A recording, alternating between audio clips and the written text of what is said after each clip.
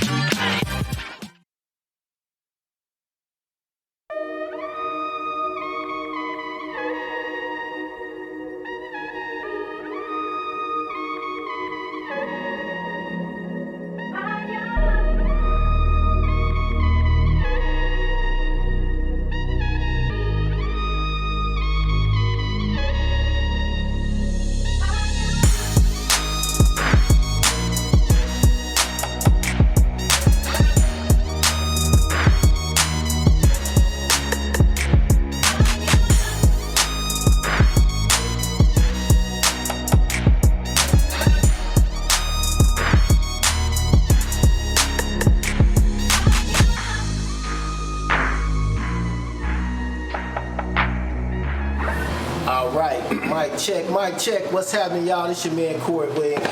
Thanks for tuning in to another fire episode of CONVO with CINO.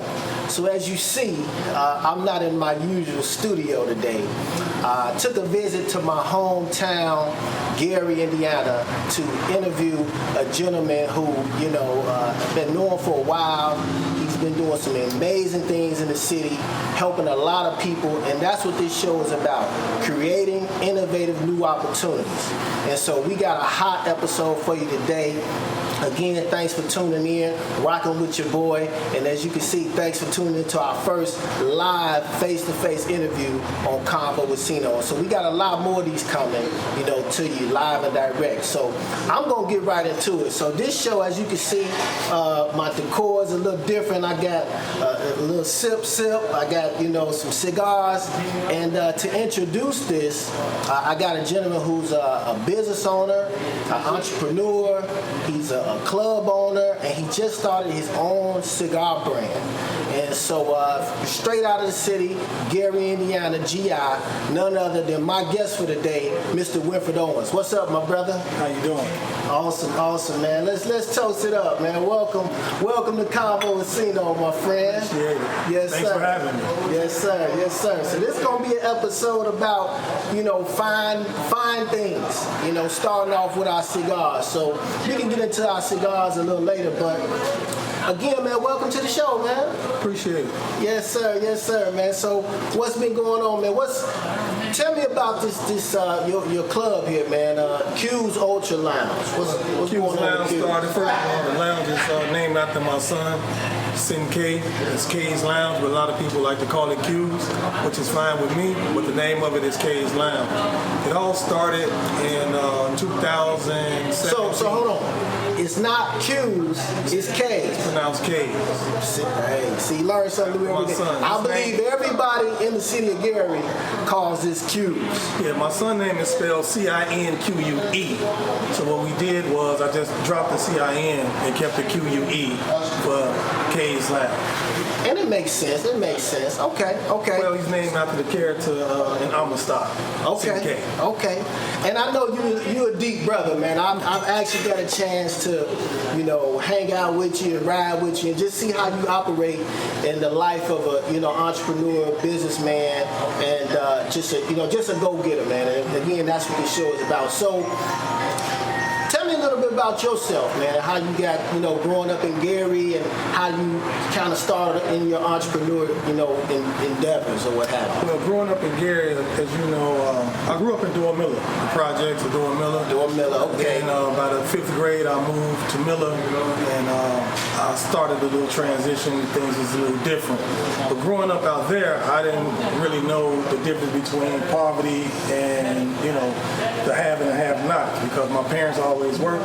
It just was a condition. I'm assuming redlining where, they redlined some of us back then in house. Okay. So that was the only difference with me.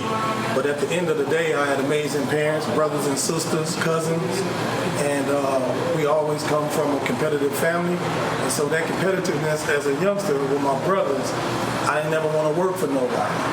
Now speaking of family, man, I know your family.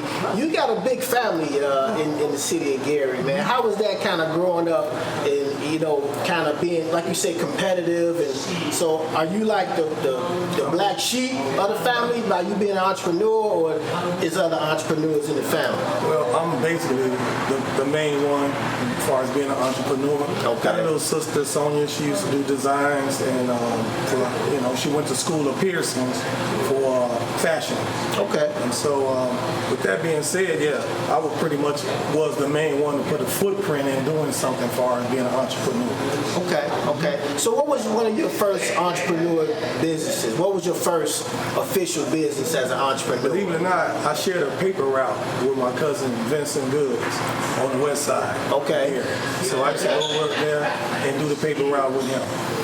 So from paper boy to entrepreneur club owner and now cigar brand owner, so humble beginnings pretty much. Pretty much. Yeah, growing up in Gary. And so what made you get into the club industry? Well, as a youngster, going out to Screaming Wheels. Okay. GI, see, these are GI terms right here. Screaming Wheels. Everybody from GI would know about Screaming Wheels for sure. So at the end of the day, with Screaming Wheels, it's just like I would say, like anybody else, if you was in acting, you take and you see your first stage or you go to your first movie, some people get it's called an acting bug. Okay. So for me, seeing Screaming Wheels and seeing the vibe and everything as a kid, I was like, wow, one day maybe I'll get my own club. So I think it all started with just seeing the action of people enjoying themselves, and I wanted something a part of that. Okay. And so that's what pretty much gave me an idea of having my own. Gotcha. So how long have you been here at this beautiful establishment? And by the way, man, it's definitely just a vibe in here, man. You did some great things. So how long have you actually operated K's Lounge? It's going on 7 years. 7 years, man. And so, did you have any challenges like with the city, with permits and different clubs? Like, what was the vibe when you first started? What was the vibe in Gary 7 years ago when you first opened? Did you have any challenges? I had a few challenges. The first challenge was the permit. Well, it wasn't that I couldn't just have the permit. You had to have an architect. So the first thing, I went through one architect in Chicago. He gave me bad drawings. The drawings weren't stamped, so I couldn't use them with the city. So then I paid for that dearly too. And then I had to get a second architect, which I got the stamp. They sent it downstate to Indianapolis because at the time you had to have Homeland Security approve all your drawings, and then they sent them back to the state to let you know, or to the city rather, to let you know whether or not you'd be approved to start the process. Okay. So it was a little painstaking, but patience paid off. Okay. So, just another tip for aspiring entrepreneurs, that it's everything's not going to be easy in the beginning. Is that fair to say? It's accurate. Okay. Fair. It's accurate. Okay. It's going to be a lot of challenges. It's going to be a lot of things to where it's going to make you want to quit.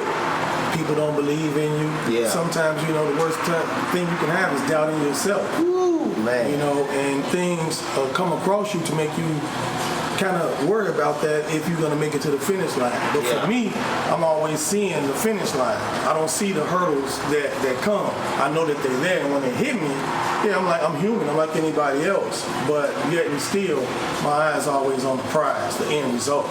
So is that kind of what keeps you motivated during the times when people don't believe or the doubt? What's that other driving force? Like, is it your family, son? What's the driving force that kind of keep you going when the haters just kind of flood on you? Well, I think that what keeps me going the most is it's something in the back of my mind that always tell me to learn more, to do more, because if I learn more, do more, I'll be able to give more. And the problem with that is sometimes you don't get the proper support that you need, especially from people of color, to be able to even give more. Okay. You know what I'm saying? Because what's in your heart, that's in your heart. And I don't know where that drive comes from, but that's what drives me every single day. I can't sleep at times because I got goals and I got dreams, and I know that I'm supposed to be there and I'm supposed to achieve those things. And so that's what keeps me going, more so than anything. You know, it kind of reminds me of, you old enough to remember Bruce Lee. And, you know, this scene where Bruce Lee, he was surrounded by the school, and I'm telling you, he kicked everybody's butt, right? Bruce Lee, and I think that's how entrepreneurs have to be. You know, when people just piling on you, you just got to be kicking and karate chopping, just getting people up off you to get your goal across, man. So the biggest fight you're gonna have is with yourself. It's not about the people that's around you, you know what I mean? Because they're there for a reason. Some of them there to cheer you on, some of them there to put roadblocks in front of you. Nevertheless, you got to believe in yourself. Yeah. And if you don't have that belief, then you might as well forget it. Don't even start. Wow, that's a bomb. That's a bomb. We got to drop the bomb for that one, man. So you got the club, and you know had some challenges. And now you're open 7 years. I mean, they say most businesses don't last 5 years. So you've hit that success level where it's sustainable. You concrete in the city. I know a lot of the class reunions happen here, and I know the summertime is a pretty big time for you. Is that right? Yeah, summertime is the best time for me. Sometimes in the wintertime it tapers off because people have other things, and I'm not mad about that. Yeah. At the end of the day, I built the place not just for me.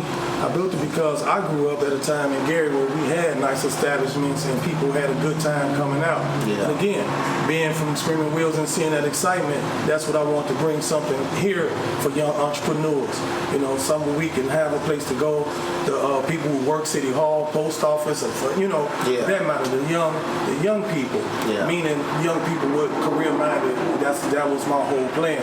Yeah. I want to bring something nice because I travel a lot, so I see places and I see things like why do we don't have this in our own city? Right. So that's what drives me too, man. To bring something nice, to bring something comfortable and meaningful to the people of Gary. Yeah. And I know you've had a lot of artists come through. I see you in your social media is blowing up. Shout out to K Caesar and all the DJs that come through here, man. So any kind of nameable artists that you kind of remember? Well, memorable times. Or K Caesar does a really remarkable job when he out DJing. But we had a really good experience with Kid Capri. Kid Capri. Okay. Yeah, a guy named Vicious from Fatso's Lounge. Okay. He brought him here. He was a promoter, and that was the best time, I think. Wow. As far as for people and building some kind of memory to connect that bridge from New York to here.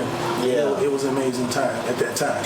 And speaking of Gary, while we're here, what's your take on the Jackson legacy? From Michael, and what's kind of your, like when people say, because you travel a lot, and I travel a lot too. So normally when I say I'm from Gary, they say, "Oh, Michael Jackson." First thing they say, Michael Jackson. So is that like something? Because some people have their opinions on Mike. I still love him, man. That's my dude, man. He's always gonna be the king. What's kind of your take on that when people refer to you, us as Gary is Michael Jackson? Well, my take on Michael Jackson, at the end of the day, you looking at it from a personal level, or you looking at it from a business level or responsible. Michael Jackson left here when he was 7 years old, or something like that, 8, 9. At the end of the day, when he went out to whether it was Detroit or LA, that whole scope of his mindset changes. So I think that we put way too much responsibility on Michael Jackson for Michael Jackson to come back and do something for the city of Gary, when it should have been the responsibility is on his parents, Joe and Catherine. In my opinion. Okay. Because if my son did something like that, and I'm sure that, of course, they had a big influence on him as to where he make his donations, because that's just a child asking his parent what should he do, and from parental advice. Yeah. But I think that the responsibility don't always lie on Michael Jackson. Now, could he have done more? Of course, But then again, maybe he could have done something. Maybe he had a block. Maybe he had some challenges that we don't know about. That the city could have been,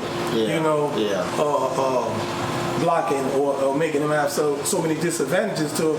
At the end of the day, no matter what kind of money you have and what kind of money you don't have, a challenge and a disadvantage at some point it's a breaking point to where you won't even come in and try to make some changes that's so desperately needed in Gary, Indiana.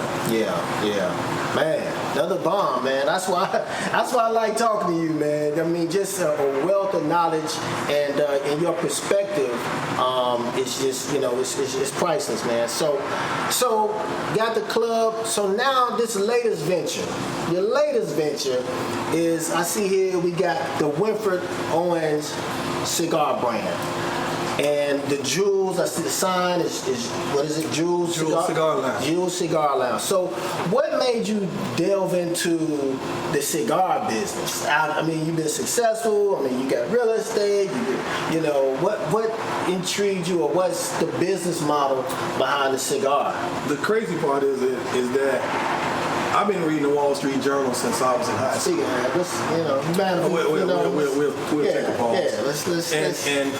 I was reading the Wall Street Journal since I was in high school, at Word High School, and I believe it was 1987, 89, where the Cigar Aficionado magazine came out. Okay. And I'm reading this magazine. And it was a magazine that stayed, for the good life. It was just about articles that they would have with different celebrities, entrepreneurs. And so me reading that magazine kind of sparked somewhat of an idea of not having my own cigar, because I would never drink that. If somebody told me that you would have your own cigar one day, I wouldn't have believed it. And it's a work in progress. But with the magazine, you would see they would have a World Series of Poker. Some of the guys who have won championships, the first thing they grabbed was a cigar. Yeah. And so I would just keep reading the magazine all the way up. I think I was 17, 18 years old, reading the magazine. Never smoked a cigar then. But nevertheless, I was reading the information about cigars and kind of what they were done, how they were made, where they were made. Yeah. So that's kind of sparked some kind of interest in cigar. But nevertheless, I would have never known, say, 20 years or 25 years from that point, that I'll be sitting here smoking my own cigar. Man, I can't make that up. Man, hold on, man. I got it. That's amazing, man. That's amazing, man. So this was inspired, and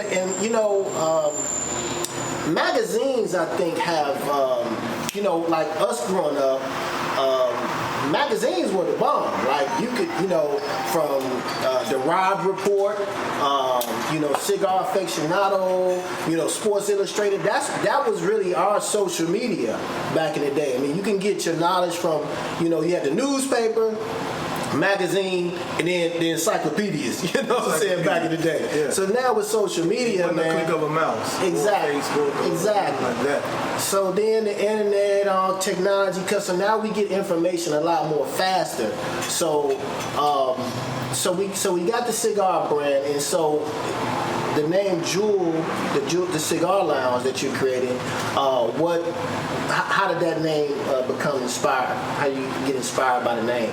So K's is your son. K's is my son. Is Jules somebody? Somebody special? So that's my mother. So I'm a mama's boy. And my mom just dragged me all around. Shout out, Mom. Everywhere. And so at the end of the day, I got a lot of love from my mother. And so, I want to. So hold on, you just not a cold-hearted businessman. I see you kind of like. I mean, you can be, I'm sure, because in business you got to be. But people don't understand. You got a heart for your family because you name your business after your son and the other business after your mom. Yeah. That's amazing, man. That's awesome. And I think that's what legacy is about. When we talk about legacy building, That's a legacy. You So know. my mom recently had a stroke, maybe 2 years ago. Okay. And so I just wanted to kind of do something in tribute to my mother. You know, whether one day I'll do a foundation, do a scholarship fund, but I'll do something in the name of my mother. Yeah. And so that was the brainchild of Jewel's Cigar Lounge. And the sign outside, you know, bears her name. Her favorite color is purple. And so I can't wait to get started upstairs because it's going to be something truly amazing when I finish. Yeah, I think every son would want to do something like that for their parents, and every father wants to do so. Man, that's definitely inspiring. So the cigar business model, like, how did you get into, like, what's the start of doing something like this? One day, I'd say back in 2022, interestingly enough, I'm still reading Cigar Aficionado magazine, and I came across this article, and they were talking about cigars being imported into America. So there was, at one point, Cuba, as you know, was the #1 importer before the embargoes. Okay. And then Honduras, Costa Rica, and then, not Costa Rica, but the other place, the Dominican Republic. Okay. So all of them kind of had a stranglehold on the imported cigars to America. And so all of a sudden, out of nowhere, this place, Nicaragua, became just #1 importer of cigars. Right. So when I read the article, I said, wow, they imported 500 million cigars to America last year. And once I read that article, I just like, this is a no-brainer for me. I'm on my way to Nicaragua. So hold on. Now I know this, you know, you talk off camera, but you went to Nicaragua? Yeah, I went to Nicaragua. I didn't know a soul. I didn't know anything. This is not like a tourist type of place. This is not a popular. No, it's Central America, which can be, you know, kind of rough. But I did some research, and ironically, I made some phone calls. And when I made the phone call, someone answered the phone, and we talked. And then I was like, hey, listen, I'm interested in doing some cigars. And this particular person, he helped me. And I got there. When I got there, September, I think it was September 22nd or 23rd. I left right after the Roosevelt class reunion that we had here. Okay, yeah. And I just went. And it's one of those statements, when I got there, it was almost midnight. And I got in the taxi. I didn't speak no Spanish. And I rode for 4 hours to get to my destination. And when I got there the next morning, you know, I met the guy, and we had breakfast, and we talked, and he had people lined up for me to meet. And ironically, I met this young lady, and she took me around, and the rest is history, I would say. Yeah. And so you're in Nicaragua, and you don't know a soul. And see, this is what you call like the determination, the determining factor that separates people who just talk the talk and people who walk the walk. Well, you know what I'm saying? Well, I would say this. In the beginning, you said what kind of drive me. Yeah. Sometimes for an entrepreneur, it might be something, it could be a whisper. You know what I'm saying? I guess if you sit still long enough, you hear something. Yeah. That's in my case. Yeah. It said, "Hey, go," you know, and I just went. I didn't know nobody again, and I guess it's that old statement that's in the Bible. Because when I got there the first time, I felt kind of protected. I felt kind of like maybe in spiritual people in the church, like I was in God's hands. Yeah. Because in the statement it says, "Yea, do I walk through the valley of the shadow of death." Come on, so I was there. I ain't fear nothing. I just went. And just some good things came about from that result of me going. Yeah. And you know, it's more to come. Well, a whole lot more exciting things for me to do. I'm just beginning. Welcome. I'm Corey S. Williams, an executive director at Legal Shield, dedicated to providing families and businesses with affordable access to the expertise of attorneys. But my journey doesn't stop at just legal services. I'm here to empower individuals, transform lives, and shape futures. Get access to a nationwide network of law firms for only $29 a month for you and your family.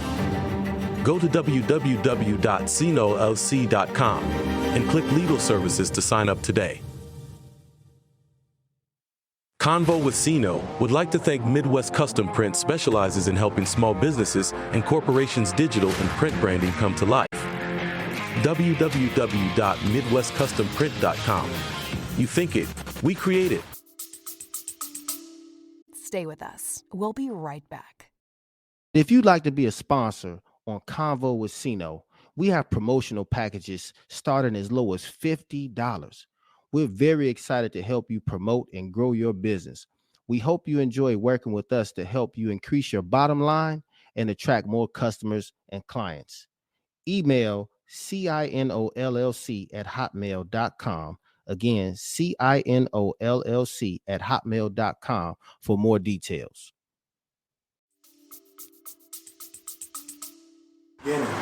So tell me about your brand and tell me a little bit about your cigars and what more can we expect? Like what brand of cigars? For those who don't know, or kind of like, just getting into cigars. Well, So what are we smoking now? right now you're smoking a torpedo. That's a Maduro. I'm smoking a Churchill. A Churchill Maduro. Okay. But we'll smoke a few different ones before the end of the show. Okay. Even if we just try them and light them up. Yeah. Well, what inspired me most was with the cigars, being an entrepreneur, just thinking, that's the way my mind works. I was like, wow. Once I read those articles, and you see Spanish people, and then it's like anybody else that got a dream. If you see something, well, guess what? I don't see us. You know what I mean? So, okay, we smoke. So at the end of the day, let's put our face on something because we always buying. We the number one people buying stuff in America. Yeah. Why not buy from our own people? Consumers. And so, that's what kind of drove me. So you saying there's not really black owned or black cigar brands? It's not. Well, you have some. Okay. It's a bunch of us, because once we hear and know about something, I'm not the only one. Okay. So it's going to be a bunch of us that take that leap of faith and go and try, starting their own brand. And I applaud them because those are not the people that, that a celebrity attached their name to. And then, okay, here's a cigar just because it's a celebrity. Then next thing you know, it's the hottest thing on the market. What about people like us, the hard-working people? I don't want to say small people because I don't think small by no means. Right. But at the end of the day, I think that the people should be applauded for the ones who are from grassroots, I should say. Yeah. How important is like traveling? Because I know you're a traveler. How important is travel, and what impact has travel had on the way you think, the way you do business, the way you operate? Like just visiting other countries, and I know we talked about the passport. So Yeah, I know you got a pretty full passport. Yeah, I got it. It's a thing. So what impact has travel had on your decision making and just your career, your business? Well, a lot of the part from traveling. Traveling is probably one of the most important things that you can do because if you don't travel from outside your neighborhood, what else do you know? Yeah. And the world is a big place, and the world is a beautiful place. I've been to some beautiful places. I've been to some places that's not so beautiful. Yeah. In the end, it's a people thing. And then once you travel, you'll see all of us are all the same. We all want the same things. We all eat the same food, believe it or not. It's not like you go to certain places, they serving food that America don't have or don't eat, you know. And I think that Americans, we got the big head when it comes to, like we the only ones. But in actuality, it's people living better than us in other countries. Okay. A lot better than we are. In With a lot less racism and a lot less crime. So in your travels, is it anywhere that you would like to, your dream location to retire to, or in your travels, I think one of my favorite places that I've been, I got a lot of favorites. So I just put it this way. Maybe one day my entrepreneurial skills will lead me to have a house in Rome. Okay. A house Switzerland. I like Switzerland. Okay. South Africa was really beautiful. This big boy talk, y'all. This big boy talk. France is nice. I was in Nice, France. I was in Monte Carlo. I was in Amsterdam. I've been to Abu Dhabi, Dubai. And all of those places, for me, make me want to forget about America. Just me being honest. So maybe when I do retire, it'll be a place like that. I don't want to retire in America. That's a fact. Yeah. So, man, this has been an interesting conversation, man. What type of you talk about travel? What about your knowledge as far as like books in your library? How important is your library and studying and reading? How important? What impact has that had on your success? Well, information is key. And its potential power. But I've read a lot of books. Okay. I have a library, and so it's continued to grow. I just bought a book. I was just listening to an audio book of Rich Paul, and then another book I just bought. I think it's called Hidden Gems. Okay. And it's by a guy from Harvard, and he was talking about the hidden gems and what makes you drive the creativity to success. Mm-hmm. And I bought the book, but I haven't started reading it yet. But I love to read. I love magazines. I love newspapers. And some people think that it's a cliche, and they may call you crazy, think you crazy. Ain't nothing crazy about nobody's thoughts. You know what I'm saying? At the end of the day, you respect the next person's thoughts. Yeah. Because two thoughts can come together and make a bond. Yeah.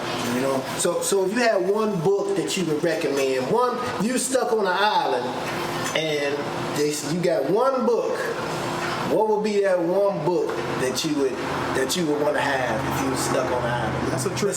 Besides the book, How to Get Off an Island. That's a trick question. Okay. You know what I'm saying? Because I would say this: everything God say He made everything in pairs. You know what I mean? We got two eyes, we got a couple of teeth or whatever one knows, but two nostrils. At the end of the day, what I think the question would be your top 5 or your top 3 books. Okay. One, I'll probably top 5. I would take the Bible with me. Definitely. Second, I would take one of my favorite books is The Richest Man in Babylon. And then my third book would be The Jewish Phenomenon. And the reason for the Jewish phenomenon, because people often misunderstand the Jews at times, but they are remarkable, no different than us. They overcame the obstacles of the Holocaust and things. We haven't overcame the obstacles of slavery yet. So at the end of the day, for them, then people wonder why they stick together, and everybody might not like or people in terms of their unity. So, I recommend that we can do anything anybody else done. Because from a scientific point of view, let them tell it, the black man was here first. Okay. So, and we'll probably be here last. Okay. When it's all said and done. So you got the Bible, Richest Man in Babylon, the Jewish Phenomenon. We got 2 more. 2 more? Oh, wow. 2 more. A Long Walk to Freedom. Okay. Nelson Mandela's book. Ooh, okay. Yeah. That was a good book for me. And then let me think, because I got a ton of books. Long Walk to Freedom. Believe it or not, wow. I'm gonna add one. I'm gonna add 2 more. Okay. Bill Clinton had a good book. Okay. Bill Clinton, That's interesting. Okay. I read Obama's book. Okay. And Bill Clinton has an interesting story too.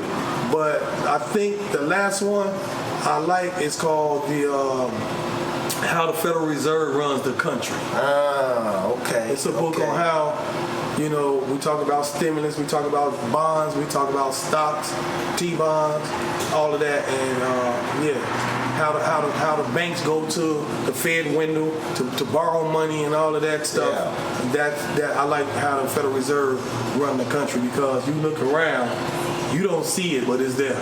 Okay. It's there. It's in New York. Man, and this is why I wanted to bring these topics up, because I want people to know that, the introspective person that you are, you know what I'm saying, and not just, coming from the street and I got a club and I'm successful, and you're not working on it. So you constantly working on yourself, growing as a person, and growing mentally, spiritually, all of that.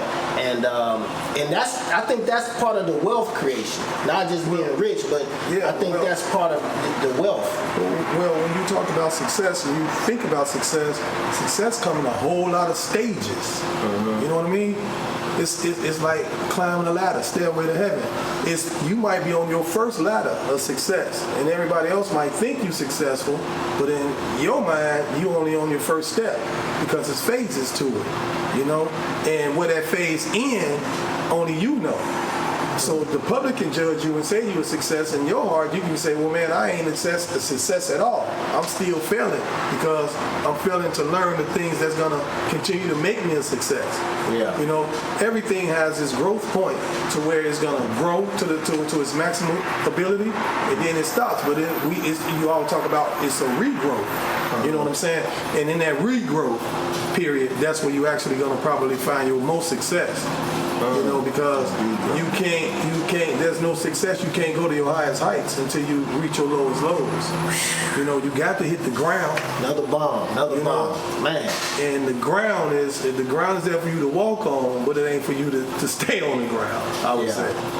I mean, and so you took me upstairs to the creation as you're building the cigar lounge, and it's gutted out, but you had a vision of every part of that upstairs, from the door to the stairs.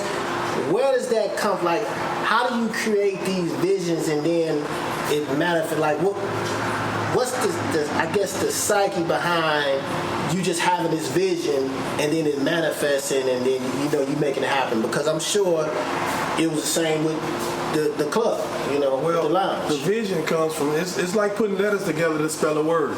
You know what I mean? When you put all the letters together, V-I-S-O-N, guess what? You got a vision. And in that vision, sometimes it comes from different places of the world. Yeah. Sometimes it can come from lack thereof. Yeah. Sometimes it can come from heartbreaking, experiences. Yeah. It can come from financial, hardships. Visions come from a whole lot of different places. And so that's why they're so important for people to have. And with the vision that I saw here, I saw something when I first walked through the door, and when I bought the place, I was like, oh wow, yeah, I can do this. And the reason why it said to me why I can do it because all the places I've been, all the things that I've seen. And so this here is just the start. That sounds like a song. All the things I've done. Yeah, well, some people say I did what they said I couldn't do. I went where they said I couldn't go. Come on now. Some that's in some songs. Okay. I'm a living example of that. I never put no limits on where I can go. Yeah. The problem is just who's gonna go with me. Yeah. You know what I mean? Yeah. Everybody can come along for the ride, but actually who's gonna stay with you for long term in terms of reaching that ultimate goal.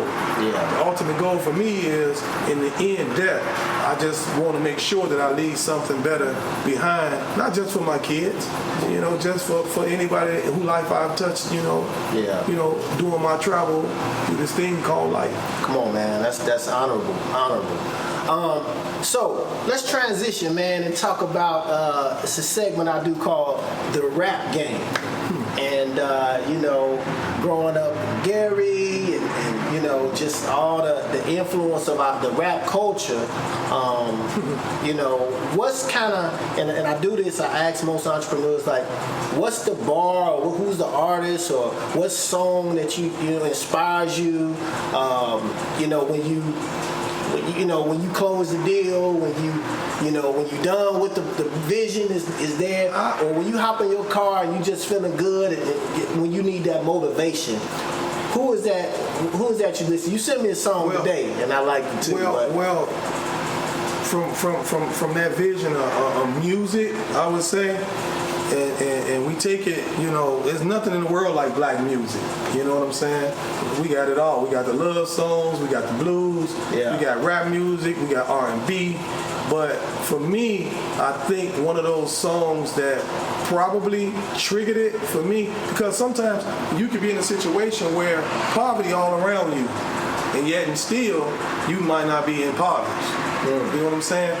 And so you're not impoverished because of the way you think. And those thoughts have to be coming from somewhere. Cousins, you know, I've been on a lot of traveling with my cousins when I was a kid. And so some of those riding things. In the station wagon. Riding in the back in the station wagon. Riding in the Buick. Yeah, you know, stuff like that. Roadmaster. Some of the Cadillacs. You know, I was fortunate enough to do all of that. But when you paint those pictures of what you're saying, is the music. One of the I don't think they get enough credit, in my opinion, and because if it weren't for Grandmaster Flash, you know, Don't Push Me because I'm close to the edge. Yeah. That song, I think, should be in the Hall of Fame. I think that song should be immortalized because I think that song triggered it all for black people, because they painted a picture that where they was saying something that we all was living at the time, or somebody was living, because of redlining, because of banking laws, where blacks couldn't get housing and all that stuff. So I would say Grandmaster Flash, of course Run DMC.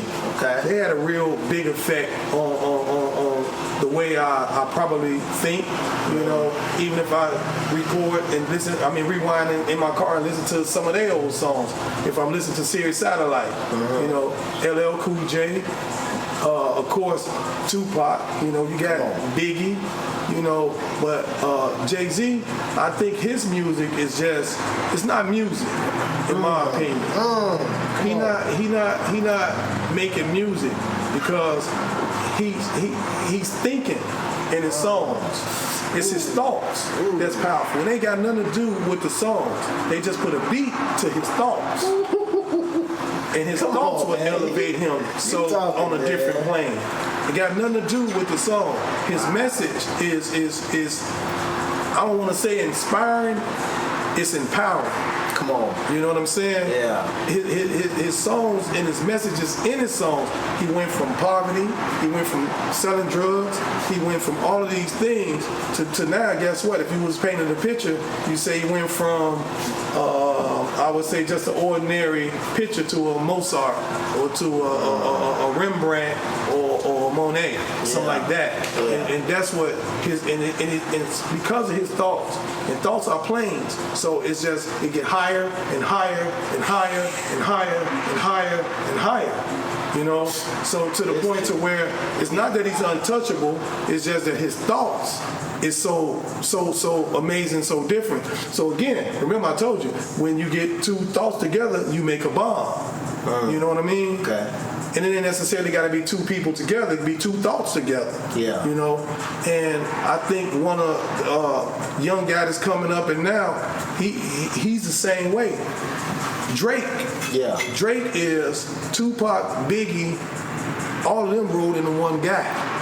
You know what I mean? Without the message of hustling, putting yourself on the line to get something that, you know, a materialistic thing to where you put your life on the line, you know, not only you end up destroying your life because destruction begets destruction. Come on. So you keep on making destructive music.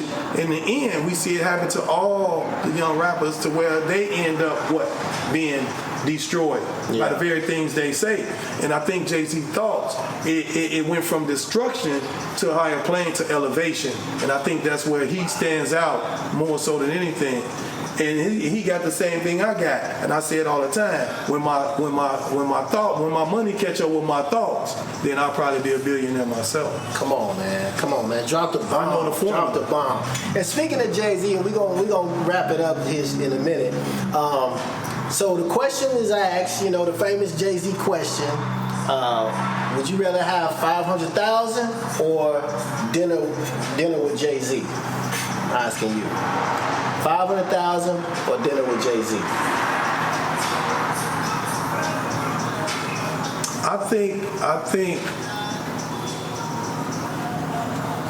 if you even in a position to even be able to make that choice, you know, if he was standing here today and he said, okay, well, Winfred, would you rather have the $500,000 or would you rather have dinner with me? Well, with all due respect, Jay-Z, I'm going to take the $500,000 because I'm gonna take the 500,000 and apply my thoughts to the 500,000. And if I apply my thoughts and the way they are and make the right moves, because they up and down. You know, I lost 500,000 10 times. So it ain't like, you know, you got to get adjusted. So the money part will be more important than me sitting down, because what if I could take my $500,000 and buy dinner with Warren Buffett? Ooh. What if I take my $500,000 and donate $200,000 and I'm in the same room with Obama and Oprah and all the rest of them? You know what I'm saying? So at the end of the day, the money will be used for a vehicle for me in order to elevate where I'm going. Wow. Especially on a business level. Wow. Man, look, we can talk for hours, and we have had conversations, and it's just amazing how this all came together. We, connected in a place where I probably was shocked to see you, and you were shocked to see me, and it came together. This conversation came together, man. I asked you to be a guest, and you all with it, and you've been dropping a lot of knowledge, a lot of bombs. Man, it's been a great conversation, man. So where can we get your cigars? What can tell us a little bit more how we can order them, website, or give us location where we can. My first thing is they building a website, and it's winfredowens.com, and the cigars will be probably there in I would say mid-November. Okay. Or the first week of Thanksgiving, the last week of November. So you can purchase them here at times. I'm here at the lounge pretty much all day. Give an address. 4469 Broadway, Gary, Indiana, and 46409. And it's K's Lounge / Jewel Cigar Lounge. And so the website will be, forthcoming very soon. So I look forward to it. I think I got a great product, and I think people will enjoy it. But we can still, if any other questions that you got, because in my box, I have a thing that says there are 58 facets to a diamond, and I'm just one of them, and that one facet that's off, then it would be 57. So 57 is just probably a cheaper diamond, Come on. And I want to do some amazing things with my life. I want to be able to help people. And I think the best is yet to come for me, even though sometimes I feel like Will Smith in The Pursuit of Happiness, because the downs, when they down, they really down. And nobody understand, when you down. They always think that you up. I don't put on no face to say that I'm up all the time, because, I know it's a roller coaster ride. I got my seatbelt on. Yeah. Everybody else might not have theirs on. Yeah. You know what I'm saying? I know what my safety net is. Yeah. And other people, sometimes the altitude, everybody can't go up there. Yeah. That's why everybody don't have a personal jet. Come on. Only a selective few. I'll be in that number one day. Come on, man. Yeah. Man. Well, man, Brother Winfred, man, Mr. Owens, man, it's definitely been a pleasure, my friend. Man, and we're going to do this again, soon.